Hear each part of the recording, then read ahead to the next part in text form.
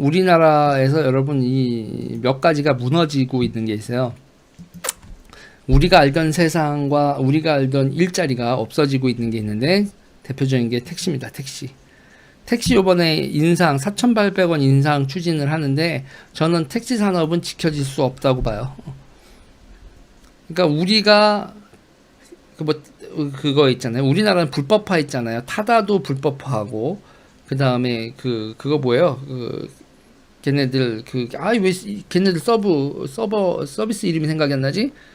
그 택시 서비스 비슷한 거 뭐예요? 그 플랫폼으로 해서 우버 우리나라 우버 타다 이런 거 전부 다 응? 디디 추싱 이런 거 뭐 중국 거 들어오지도 못하는 거고 기본적으로 이런 플랫폼 택시 관련된 이 플랫폼을 이렇게 했는데 지금 결국은 어떻게 되냐면 지금 택시 기사를 구하기가 힘든 상황입니다. 택시 기사가 지금 택시가 어느 정도냐면요. 전체 있는 택시 중에서 운행되고 있는 게 지금 30% 정도래요. 50% 가동률이 2019년에 50%였는데 지금 31.5%로 줄었다.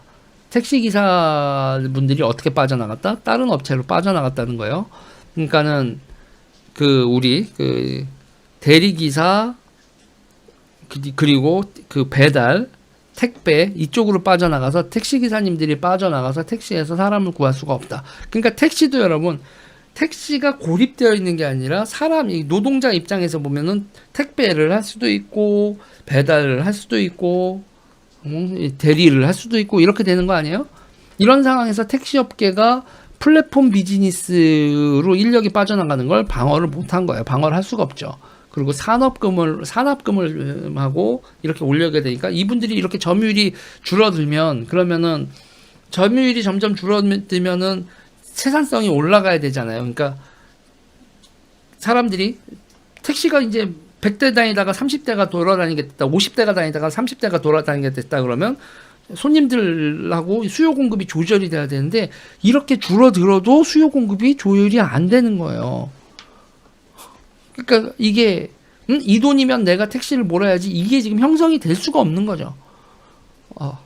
다른 업종들하고의 경쟁 관계나 기타 등등. 그리고 여기서 지금 밤에 특히 밤 같은 경우에는요. 운전하시는 분들이 이게 지금 고령화가 돼서 택시 운전하시는 분들이 에휴 새로운 세상에 난 적응 못한다 하단거나 한다라고 하시는 분들이 지금 계속 택시를 하시는 건데 결국 그렇게 돼서 어떻게 되냐 밤길에 눈이 어두워서 나는 에휴 밤에 위험해서 운전 안 할란다. 그러니까 돈 보고 이제 돈 벌려고 생계를 하려고 택시를 하시는 분들이 진짜 줄어든 거예요. 그래서 비 오는 날 심야 택시가 더 없는 거지. 지금 개인 택시 운전자 같은 경우에는 60의 개인 택시 운전자의 50% 이상이 65세 이상 고령이라고 합니다. 그러니까 개인 택시는 여러분 또 택시하다 이렇게 회사 택시하다가 개인 택시하면 산업금 안 내고 개인 택시하면 먹고 살만해라고 하셨잖아요. 네, 먹고 살만 하셨다고 합니다. 문제는 젊은 사람들이 개인 택시로 유입되는 건 뚝 끊겼고 저거 미래가 없어 이렇게 되고 그냥 취미 삼아 이런 정도의 느낌의 개인 택시를 하시는 분들이 정말 많고 그것도 65세 이상이 절반 이상이다. 그리고 그분들은 비 오고 심야 이런 데서 아유 이렇게까지 내가 하고 일을 안 하신다. 네, 이렇게까지 가는 거예요. 그러니까 제가 그런 거예요. 제가 이제 컨텐츠 만든 거에서 우리나라에서 큰일 났다 하면서 제가 적기절에 컨텐츠를 여러분 힘을 줘서 만들었던 건 그런 식으로 가면 안 된다는 거예요. 시대에 조율하는 거 시대가 이렇게 바뀔 때는요 팍팍 바뀌어줘야 돼요.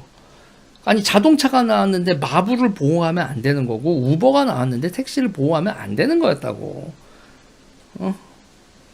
우버가 나왔는데 그 택시를 보호해서 결국 해서 그때 이분들이 한 얘기가 그거였단 말이에요. 그거 아니 프리미엄이 우리가 프리미엄을 얼마 주고 이거 택시 면허를 돈 주고 산 건데 지금 어떻게 됐겠어요? 택시 프리미엄 거의 시장 붕괴라고요. 붕괴. 그때 내가 7천만 원 주고 이 면허를 했는데 내가 몇 년을 회사 택시를 해서 이걸 한 건데 막 이런 얘기 나면서 억울해 이거 보상해줘 그랬는데 타다 같은 걸 하면 안 돼. 내가 면허 반납하면 보상이라도 해주든가. 그리고 타다 같은 데서 하려면 우리 면허를 사서 그 대수만큼에 막 이렇게 난리를 썼는데 지금 그 시장이 붕괴가 되고 있죠. 이러니까요. 그러니까 절레절레 하는 거예요. 그러니까 그게 뭐냐면 우리나라에서 제일 잔인한 게 자영업이에요. 자영업은 여러분 인테리어 왕창했다가 장사 안 되면 그거에 대한 리스크를 전부 다 떠안죠. 그리고 조직화되어 있지도 않고. 그런데 이제 이렇게 돼 있는 이제 분들이 시대가 변하는데, 그런데 그거에 적응 못한 상태에서 이렇게 보상을 요구했을 때 구조조정이 벌어지지 않으면 이런 일이 벌어진다. 그리고 승자는 아무도 없고 대한민국의 산업만 다른 나라에 뒤처지는, 사회가 비효율화되는 일만 발생했다. 이렇게 되는 거죠. 응? 아휴, 그렇죠.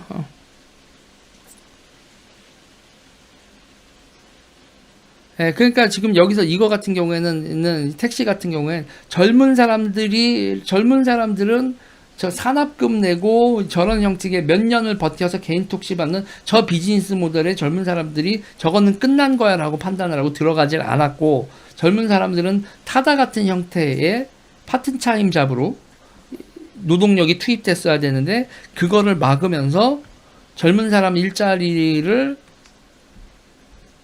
뺏은 거죠. 어떻게 보면 나이 드신 분들의 기득권을 인정하면서 젊은 사람들한테 시장을 닫아버린 거죠. 예. 그래서 결국은 이게 이런 식으로 되면서 택시는 이대로 가면 택시는 소멸한다. 근데 이런 게 되는 게 여러분 지금 몇 가지가 있어요. 대한민국에 지금 낙농업이요. 대한민국 낙농업 우리 우유 있죠. 우유 산업도 지금 붕괴로 가고 있어요. 그러니까 지금 우리가 미중 패권 갈등이라고 얘기를 하지만 우리가 인플레이션 시대를 겪고 있잖아요. 그러면서